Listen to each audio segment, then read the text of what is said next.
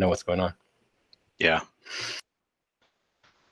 All right, everybody, let's go ahead and get started. Unfortunately, Herman's not able to make it tonight, and he's out of town, and he should be returning back tonight. And then I think Glenn also is coming back from Dallas for a much-needed break with his family, so he won't be attending. So I'll, myself, John, and Dridge are going to run through the slide deck tonight, and hopefully we'll be able to get you guys set for returning to 1849. And just so everybody knows, just because one team coach or one team manager is attending the meeting, we absolutely expect every coach, assistant coach, and manager to go through this slide deck and know it inside and out. And otherwise, those coaches will not be able to head to 1849, as John was mentioning just a few minutes ago. Go ahead and go to the next slide, Debbie, please. So again, today's speakers, so myself, Dridge, and John will cover the slide deck, and then Debbie, Ariana will be covering some of the questions that may pop up throughout the meeting. And we just put Herman's picture on there just so everybody could see it. He's not going to be here. And just so you know, we have our safety officer here, Ed, as well. He's on the call. So any questions you guys have while we're going through the slides, please put those questions into the live stream chat, and we will try to answer them. Keep in mind that some questions that you guys ask, we may not have the answer for immediately, but we'll take note of those questions and we'll get back to you as soon as possible. And it's maybe something that we didn't think about or consider with this. So we'll do the best to get this to either our safety team or just our EVP board and review those questions that we're not able to answer tonight. Go ahead and go to the next. So the agenda for tonight is, we're kind of going through the welcome introductions now. Then we're going to lead into coaches' responsibilities. We're going to touch on some changes with the rain out and inclement weather policy in regards to 1849. Then we're going to go through the attendance tracker, the COVID-19 reporting procedures in case somebody does test or come in contact with someone. We'll run through the pregame health form and the expectations for filling out that form. We'll go through practice guidance, game day procedures, and self-assessments. And then we'll take some questions at the end if we have enough time. So for the coaches' responsibilities, we want to run through a couple highlights that we've seen around our state and around the country as well. And this is a highlight that somebody was in the news. FC Dallas, when they had to withdraw from the MLS's back tournament because the team had an outbreak. So they shut that down and made headlines about it as well.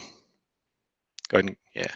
And then, so this is a link showing that 2 Colorado schools reported COVID-19 outbreaks, and it was a cluster link to the Cameron Peak fire response. They made headlines in Denver. This one is here in Austin and showing that we had a record high 506 new cases reported in Austin and 1 new death. Again, some extra highlights. And so the first coronavirus case reported in Central Texas schools is another thing that made the news. And this is a first case reported in a Central Texas school. So notice that it made headlines for a single case outbreak. So a Texas school district suspends football program after 10 days after a COVID-19 outbreak.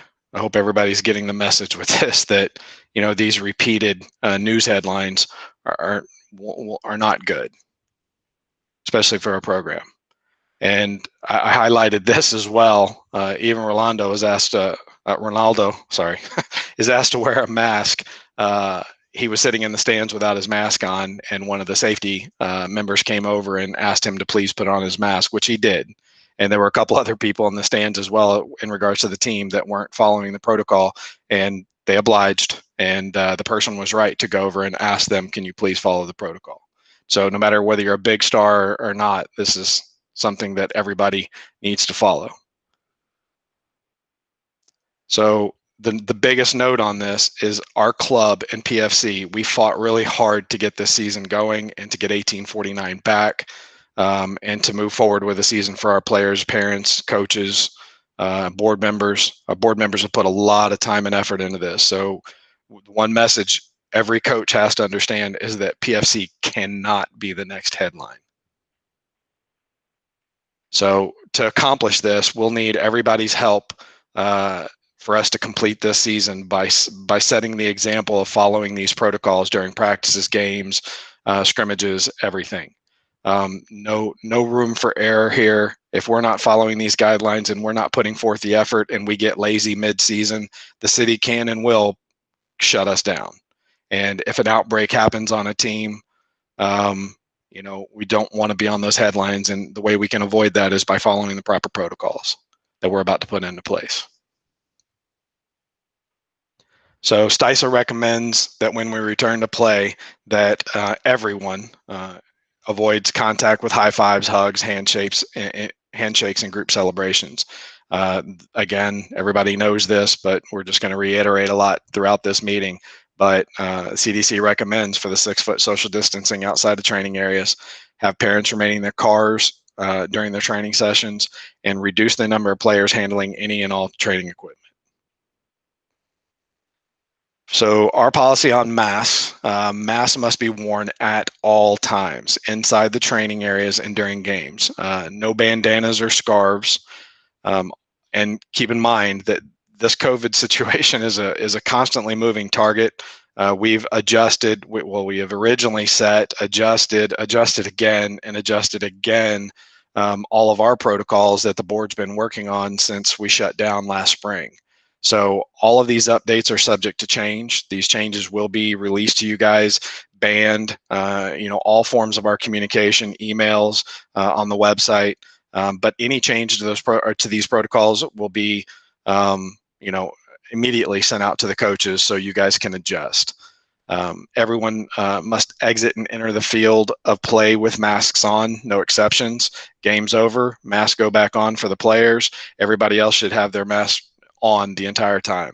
If masks are not worn by a spectator, that game is subject to suspension until that parent or that spectator has adjusted themselves wearing a mask.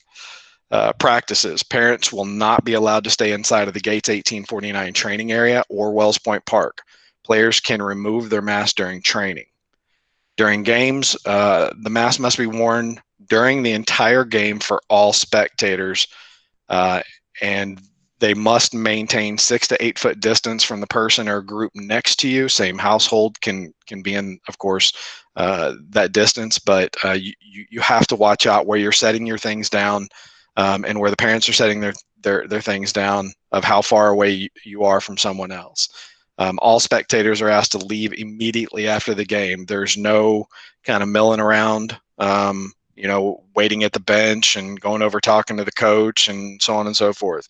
Everybody, because the next group is going to have to come in, and we want to make sure that everybody's exiting appropriately and leaving immediately after that. Your player will meet you at your car. Some of the younger players, we definitely understand not sending them running out into cars and parking lots. So we'll absolutely let the parents wait on those players, and then everybody take off and leave.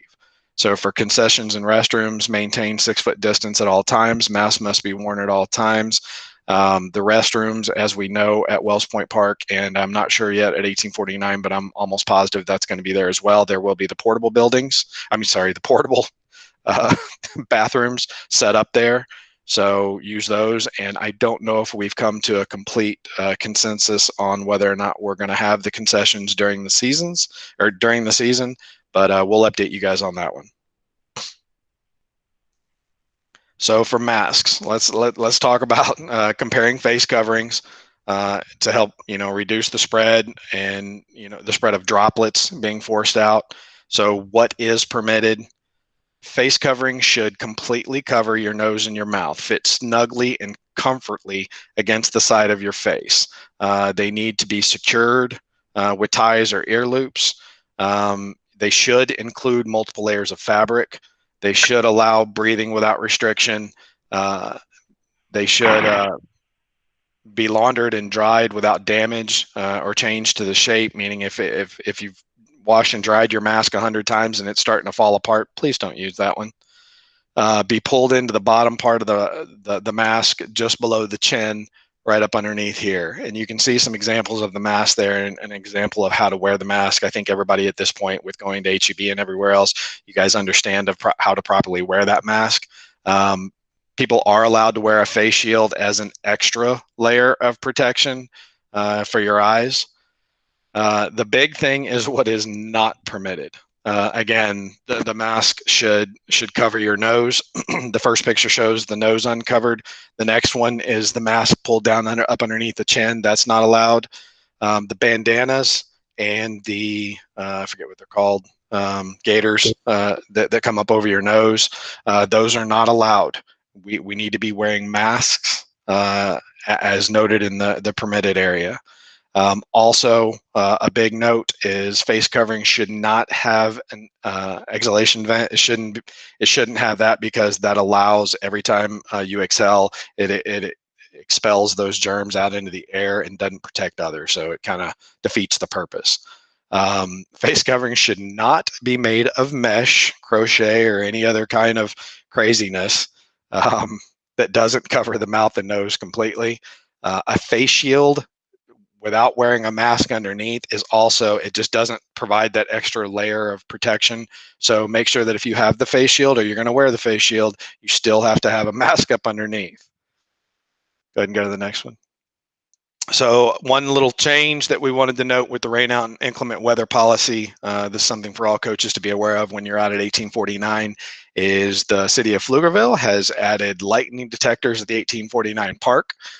If you hear them, that means that lightning is within 10 miles of the facility, and we ask that practice and play stop immediately for the safety of everyone. All players, coaches, referees, managers, families, spectators are to seek immediate shelter from these events. Everyone should wear masks when exiting and entering the park. So if those things go off, everybody should return, gather their gear, put their face masks on, and start exiting the facility.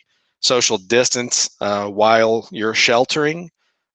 Examples of safe cover, of course, are your vehicle enclosed, windows up, enclosed buildings with 4 walls, plumbing, electrical wiring. Practice and/or games will be allowed to resume after 30 minutes has passed, since the last lightning detection has been heard, or thunder, of course, or 30 minutes has passed, lightning more than 10 miles away from the fields. And then we'll monitor and be prepared to clear the field if lightning should move back in within 10 miles and that alert system go back off. Keep in mind that if we're out at 1849, we do not want people huddling up underneath the pavilion. The expected behavior is for you guys to leave and go to your cars and wait there until the coach says, hey, we're going to resume after that 30 minutes, or if the coach just canceled because it's a pretty good storm moving through or something, and we just won't be able to resume. And with that, I will turn it over to Dridge. So we send out some forms for attendance tracking. STISA has a continuous protocol practice that says that these attendance logs have to be kept at every scrimmage, at every game, at every practice for a minimum of 30 days. So we made a digital version for you, for the managers or the coach to take attendance on their forms.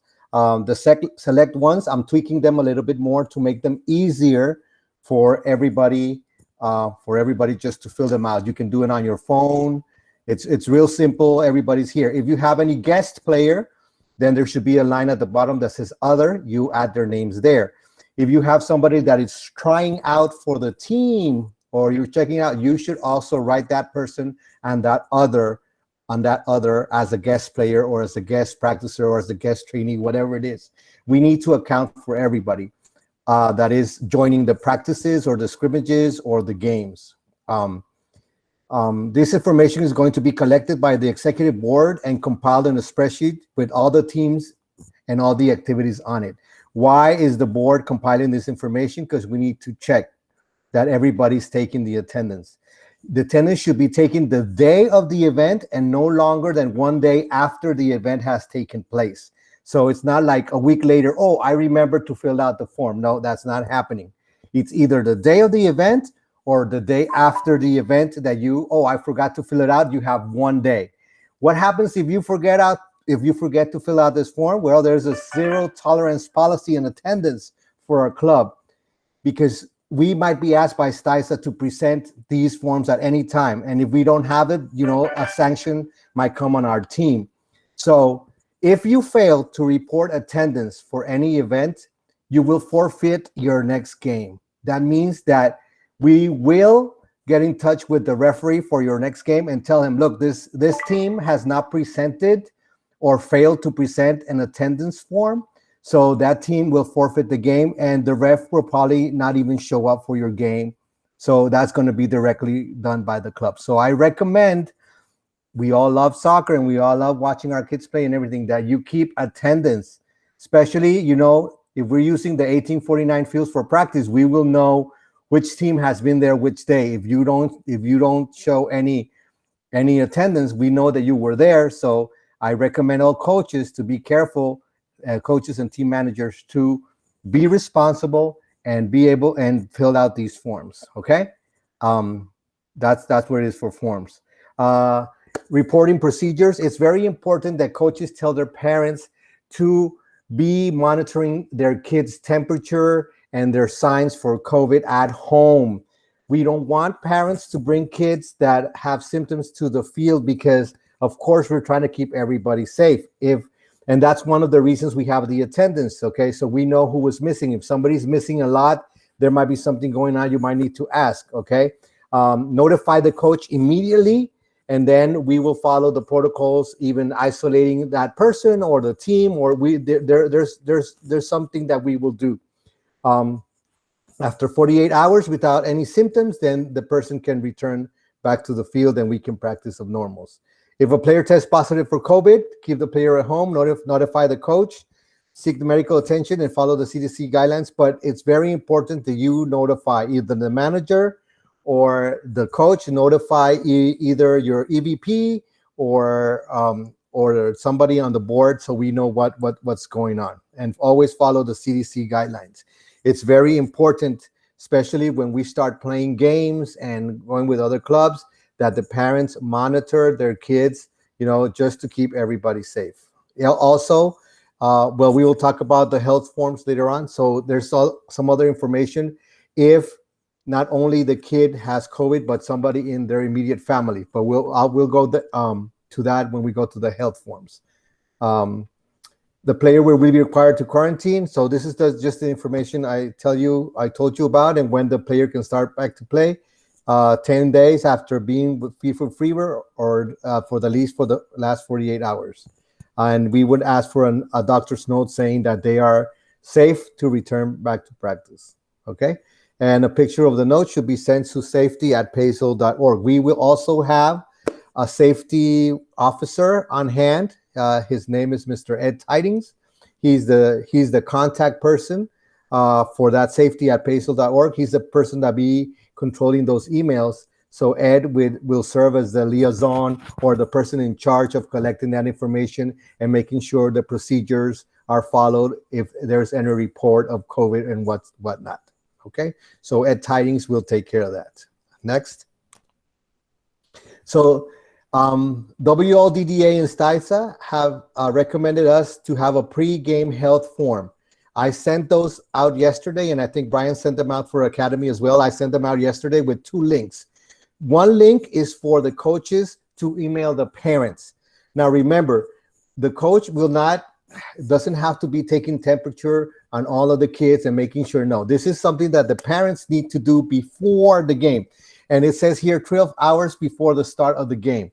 So that means that the parent will check their kid's temperature and follow the rest of the form filled out. It has to be filled out completely. The form talks about that he hasn't been in contact with anybody with COVID, that nobody in the household has COVID. Practically, it's just a note saying that there's safety and there's no contagious person, and that he can participate in the game. If a player does not present his pre-game health form, he will not be allowed on the field. Again, It's not something that you can do 1 hour before the game. Oh, I forgot to fill out the form. Let me fill it out real quick. Coach, please. No, it has to be pre-game screening within the 24 hours or the start of the game, because we might need to we need to present this these forms or the reconciliation of these notes to the ref so he can allow all the kids to play. And these forms need to be able to be seen by the by your coach, by the other coach, and by the referee, to make sure that everybody is on the same page. It is the coach's responsibility to check that all the players have completed the form.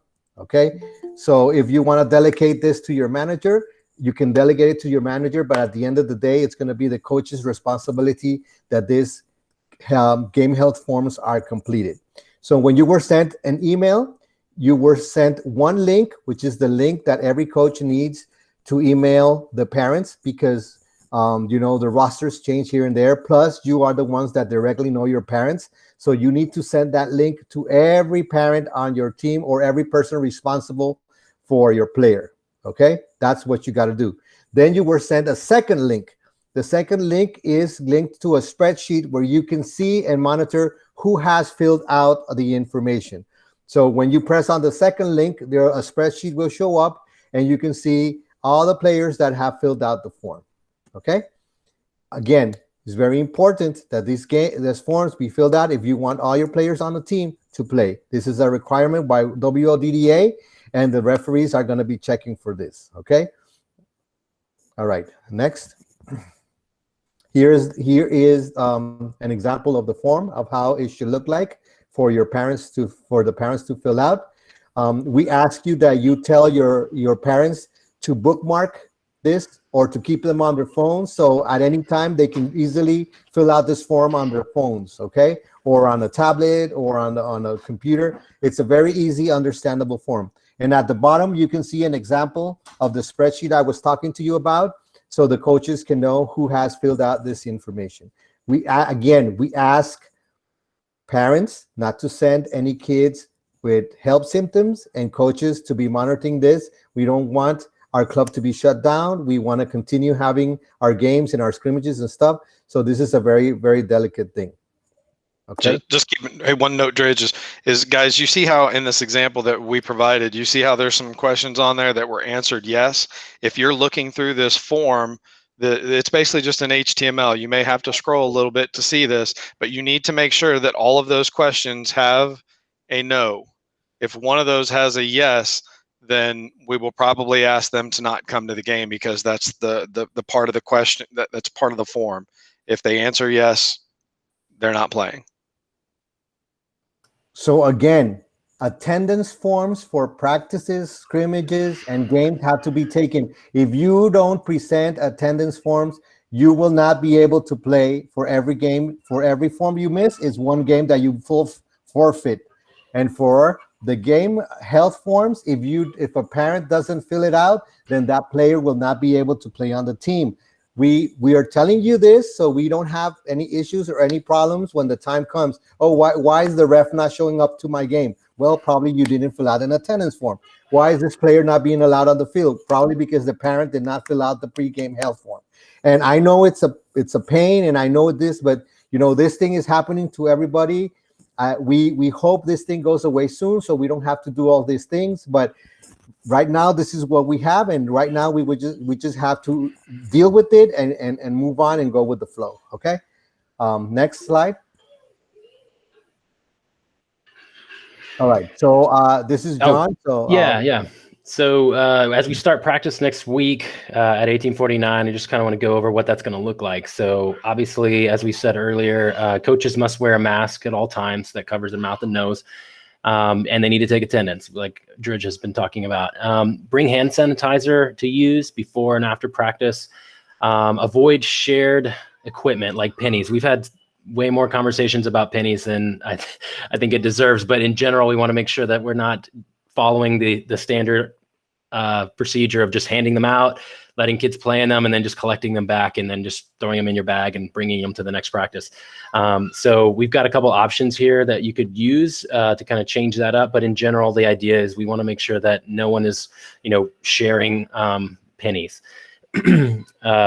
So reducing players touching practice equipment in general. So, only the coaches setting up all of the cones and all of the goals and everything like that. And then at the end, again, the coaches picking those things up. Don't ask your players to go help you and pick them all up. It's handy, but at the same time, we're trying to minimize how many people are touching those things.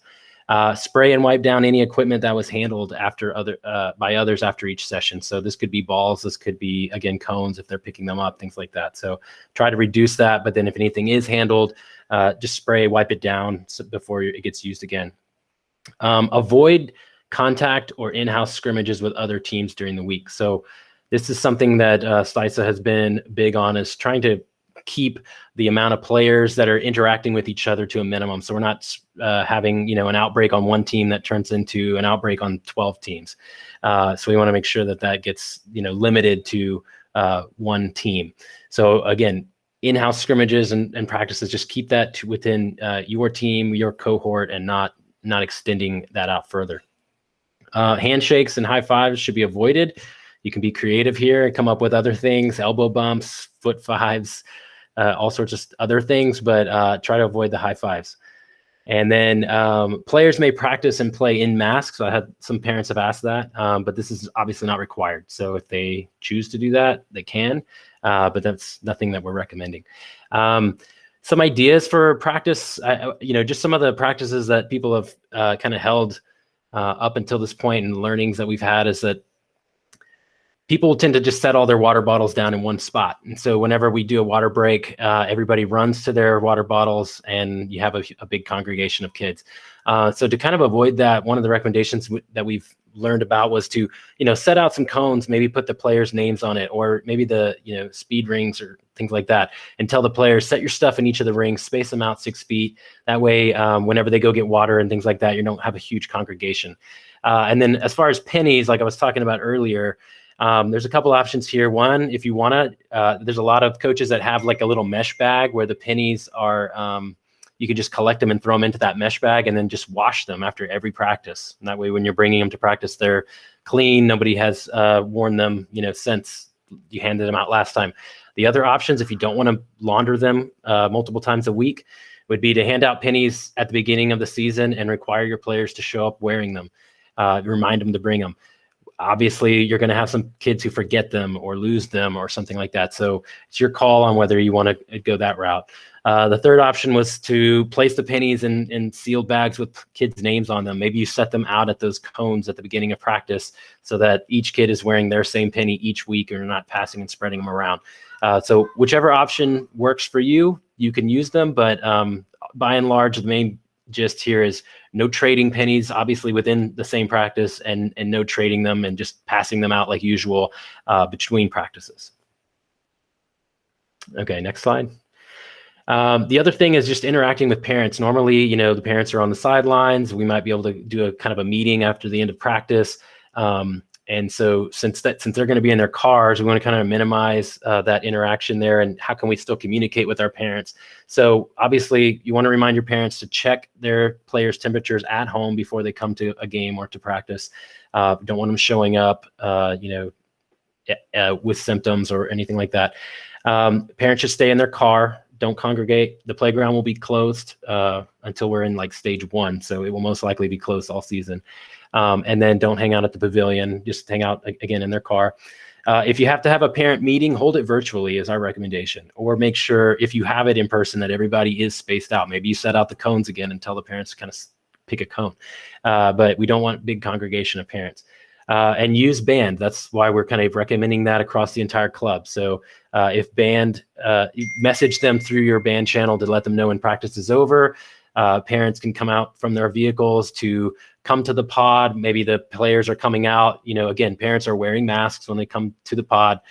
Kids come out, they can find their player, and then they can escort them to the car and take them home. So we're trying to figure out the best recommendation to not have a bunch of parentless kids running through the parking lot while everybody's trying to back out.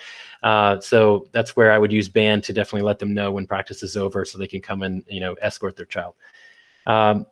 And obviously the night before your game, be sure to send out a reminder to all of your parents and let them know to fill out that pregame health questionnaire so that it's done and you get, no surprises on game days. Okay. So the actual game day procedures, some of this is what we've covered previously, but just want to get it all down here for to go through in detail. Everybody should obviously get dressed at home, show up ready to play. Minimize carpooling as much as possible. I know that's not necessarily been the case in the past, but we want to recommend that this time. So if you do have to carpool, we recommend that the people wear a mask during the ride to, if you're not residing in the same household, wear the mask to minimize any chance of exposure beyond that household. Confirm with the opposing team that all participants and players have completed the health screening. The referee's going to obviously check on that as well. Don't hand the player cards to the referee, just read the names. Again, trying to minimize how many things are exchanging hands here. Don't share equipment, especially water bottles. Spectators are going to be asked to be further back from the field than they typically are, around 8 to 10 feet back. So, and again, social distancing on top of that. So giving room for the referees on the sideline. And I would recommend, tell your parents when the ball goes out of bounds. Normally they might, pick it up, hand it to the ref, or put, give it to a player. Ask them not to touch the ball. If we want the players on the field to be the ones that get it, pick it up, and bring it back. We don't want to have different adults touching the ball. If a parent does pick up a ball, just have them set the ball aside and pick up a new ball and play with that one. So just have some on hand, ready to go. But as soon as another parent touches the ball, we want to set that one aside, get it clean before it goes back into the game. No bench seating. So we're going to ask players to bring their own chair to the game, and we're going to space out on the sidelines. And then that kind of goes along with the next bullet there about canopies. So a lot of times in the heat, we want to congregate under that canopy because it's going to be a lot cooler. Well, we would recommend you bring a couple canopies so that people can space out. There's also like the individual chairs that have a built-in canopy. Ask your parents to maybe get something like that so that their player can have some shade. Masks are required for coaches and spectators at all times. So as we said, mentioned earlier, non-compliance, whether it's the coach, whether it's players, whether it's spectators, can lead to the game being suspended. All PFC players must wear masks except while playing. So obviously if they need a drink, they can take off their mask and get a drink and things like that. But we don't want kids sitting around on the sidelines, congregating on benches, hanging out with each other without masks while they're waiting on the sidelines. So if they're in the game, obviously they take it off. But out on the sidelines, the rule should be their mask goes on unless they're actively taking a drink. Avoid high fives, fist bumps, other hand-to-hand contact. And then afterwards, no post-game meetings or snacks. So a lot of times it's common, we'll congregate, talk about who played well the game, talk about practice plans next week. We want to cut all that out. Maybe you can do that virtually via band or something like that. But vacate the field promptly. We're trying to minimize, again, that we have 2 teams on the field and then another 2 teams maybe showing up right afterwards to play. And we have 4 teams all congregating close together. So we want to get everybody off the field as quickly as possible to kind of minimize that crowding. So please, help us do that.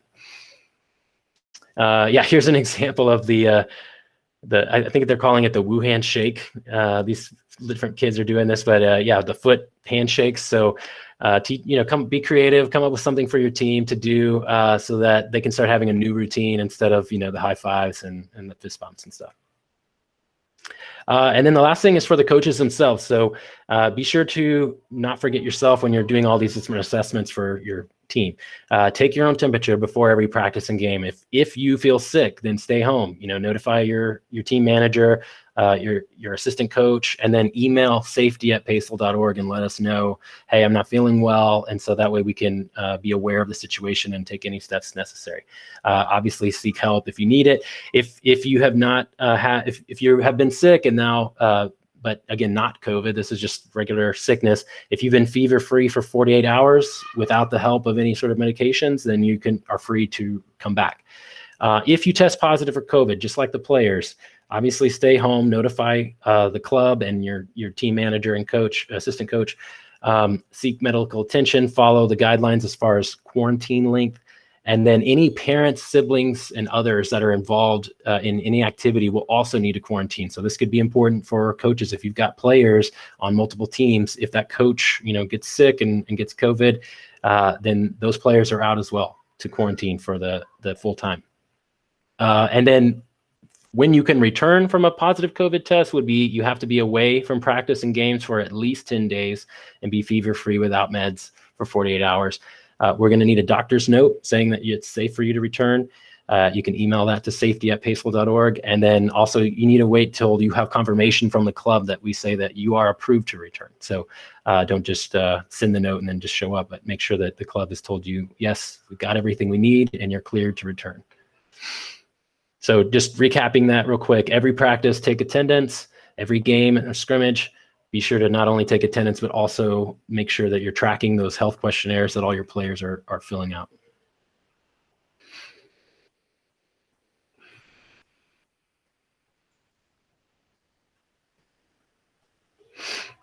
So I think that wraps up the meeting as far as what we had to propose to everyone as far as our protocols moving forward. Do we have any questions out there that we can attempt to answer? I got one. Right. Shoot. Hey, where's the have you sent out the final on the team attendance tracker? Yeah, I sent for Academy, I sent the attendance tracker out a while back. I will resend it to everybody just to make sure that you guys have it. Make sure and bookmark it or look for your email. I think I labeled it attendance tracker, but either way, I will email everybody a new copy of the attendance form that y'all are required to fill out. And I sent the health screenings out to Academy, I think earlier this past week. So if you don't have those, make sure and bookmark, make sure and send that first link out to the parents, because that is their part. They need to fill out that form. And then the spreadsheet link is that's for the coaches. Yeah, just to clarify. I was going to say, just to clarify, so the attendance tracker is something just for you as a coach. You don't need to send it to parents or anything like that. You're the one tracking attendance. It's the health questionnaire that you do need to send the link to the parents. And there's a second link that's for you to track the results. So just keeping that straight, that attendance is only for you and health questionnaire is for them. I got part 2 and 3 of my question, Brian. You're only allowed one question at a time, Grace. We cut you off quickly. Yeah. So do we have an estimated end of the season if we're starting this week? The last I've heard is that, and this is for Academy, I can't speak for Select, but the last I heard is that games could potentially run up to the weekend before Thanksgiving. Okay. And then on the scrimmages for next week, is that firm? The scrimmages for Academy at Georgetown. 19th. The 19th we'll be doing in-house, and we're working on trying to put that together now. So it is we will be doing the in-house scrimmages on the 19th for Academy and Select. Thank you. I think the schedules have already been released for Select. We have not released the schedules for Academy yet. Hey, Brian, just to touch on Select, what they're saying is it looks like mid-November is going to be our end date, but that's with, I think, the 11th. And there's the middle 2 weekends in November are going to be rain out days. So they're telling parents, or SICE is asking parents not to plan anything during those 2 weeks. In any case, if we have any rain outs, they'll be moved to those 2 weeks. And there's not going to be any reschedules after that. Okay. And also keep in mind for the Academy folks on the call that we have not had a conversation with CASA yet. They should be setting up something, I think, this week for Academy. So I will have more detailed information about Academy to pass on to you guys after I have the meeting. BJ Simon and I have the meeting with CASA. So we need to talk block scheduling. Sorry to interrupt. Ariana, did that also include the pickup games if for any reason the other teams test positive for COVID or anything like that? Because I think it was. Go ahead. So that's just going to be just for your 6 scheduled games at the moment. Of course, if there are any pickup games in that sense where it's either pick up and play, then those will kind of take there. I think if I'm not mistaken, Dominique said that they will still be that same weekend. You just kind of pick up and play. You don't get a choice. Like if you decide you're going to play, you have to show up. Yeah, so, that's what I thought too. Yeah, so with that, you can't. So if you have, say, your opposing team, you have a game this Saturday, the opposing team has now had COVID, they can't play. They will schedule you or find you another game. You can pick up that game and play, but there's no rescheduling of it. Gotcha. And I guess just to kind of play devil's advocate here, with seasonal allergies and flu season coming around, we're still going to follow the same protocols, correct?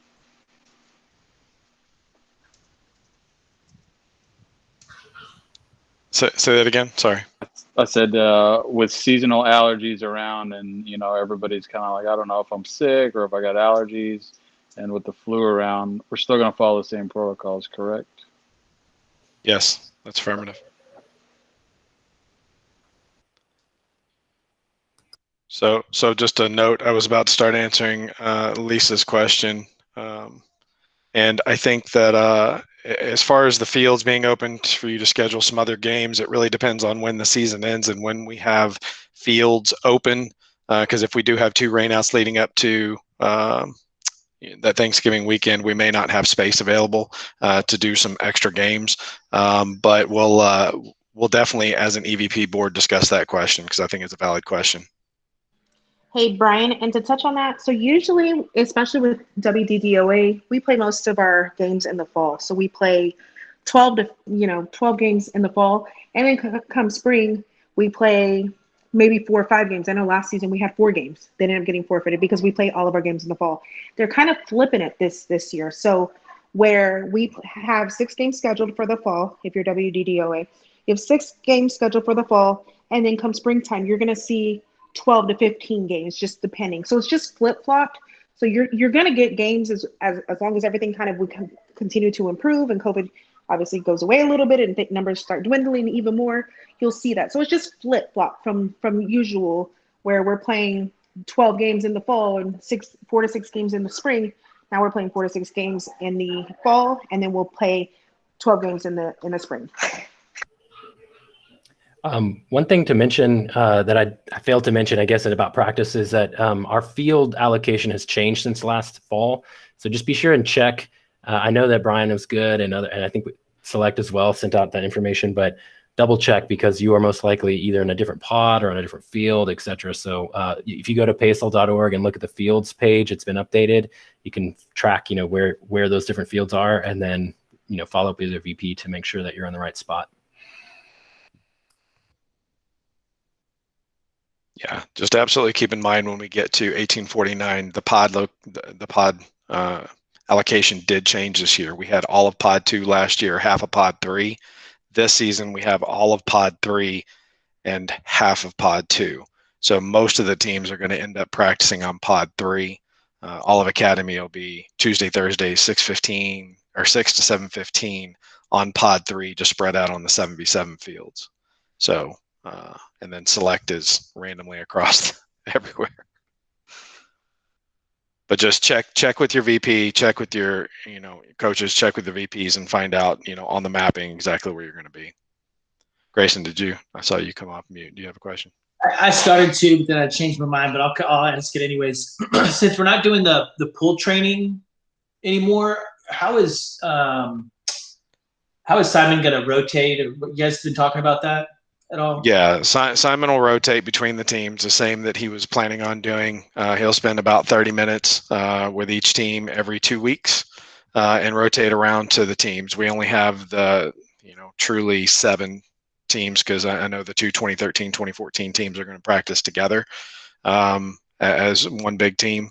So he'll be able to make it around to everybody, and he'll get it covered. Thank you. Yes, sir. Any other questions or questions from the text that we didn't get to? So just a quick, I'll try to provide. Sean wasn't able to make the meeting tonight, and he has the update. But just a quick update of what I know about 1849 is that the city shut down 1849 this weekend because of all the rains, and so we were not able to get onto the fields to get them lined. We're hoping to accomplish that tomorrow and get that out of the way. I think Glenn is working with the VPs and working with the coaches that were set to practice on Monday about moving to Wells Point Park just for Monday so they can still get a practice in. But we're hoping to get the fields lined Monday and goals set up on Monday, but we'll have all day Monday and all day Tuesday, hopefully, to get all that done. And so everyone Tuesday practice should plan on being out at 1849 unless we notify you otherwise. So I apologize for that. The city drug its feet on getting us gate codes and everything else. And then the weather hit last week and we weren't able to line the fields during the rain. And then they shut us down this weekend. Wouldn't even allow us on the pods. So we're doing what we can.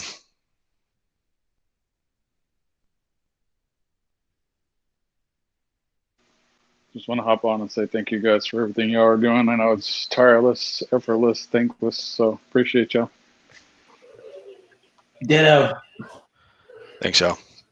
We're doing our best. If you guys have any questions after the meeting's over with, or, I know, I absolutely know that not every coach or assistant coach or not all managers made this meeting. So the ones from each team representative that did make this meeting, please emphasize with all of your assistants, all of your coaches, that they have to sign off that they have gone through this presentation and that they understand the requirements that we're putting out there. We want to make sure before we hit 1849 that everybody is on the same page. So, like my team, I have an assistant coach that's not on this, and I potentially have a manager that's not on this meeting. I will be reaching out to them. We'll be providing this slide deck on Coach's band for Select and for Academy. Coach, I will put a note on when we post that you must acknowledge that you have watched the whole thing, and please tell your fellow coaches and managers and everybody to not pencil whip this and to actually sit down and read these slides and understand the requirements. Brian's team equals not on same page. Always, Ralph? Yeah, we'll make sure and post this to band. We'll probably post it onto our YouTube channel, and then we'll make sure and share the deck as well, so Brian's team can get on the same page. Yep. I also posted on band. I posted the STIFA guidelines in English and Spanish. If somebody wants to review them too, they can download them from band as well. Very nice, very nice. We haven't planned anything at this point, but I would expect that at some point this week, John, this is me riffing a little bit. I would expect at some point this week that we attempt to try to have a parents meeting to let them know of these protocols, because it's not only to get these protocols out to you guys, but there are protocols that parents and players need to follow as well. So we will try to get something set up. Nothing is in stone right now, but that will be one of our next steps, is to get this information out to the parents. So again, any other questions, please feel free to email your VPs, your EVPs, and let us know if there's something you think we're missing. Please highlight it, and we'll take it into consideration and see what we can do. Any last minute questions? Hey, Brian. Yes. You hit the nail on the head. I was just about to say, it's probably a good idea to have your parents reread the COVID protocols and guidelines on the website. Yeah. I know having a meeting, we can only say so much. Have them reread it. It's probably a good idea. Yeah, absolutely. Thank you, Aria. All right, with that, I think we'll call it a night. I appreciate everybody's time, and have a great evening, and enjoy your day off tomorrow if you have one. Thanks, y'all. Thanks. Bye.